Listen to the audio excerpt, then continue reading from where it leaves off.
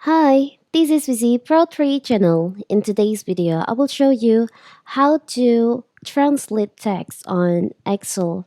Before I get started, don't forget to subscribe and turn on the notification to keep you updated about this channel. So let's go. When creating a Microsoft Excel document, you can include numbers, words, or phrases in your data.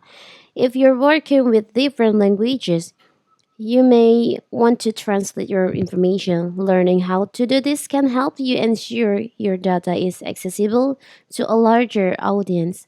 So in this video, I will show you how to translate it. It's very simple. So first of all, of course, we have to open our Excel. You can open your document that you want to translate. Okay, like this one, maybe for the example. Now you can go to review. In here, you'll find there is a option translate. You can just click on that. You can select text from the document that you want to translate. This one maybe for the example. You can choose the language. Maybe you want to translate it into Indonesian. So it will turn out like this. Here's the translation.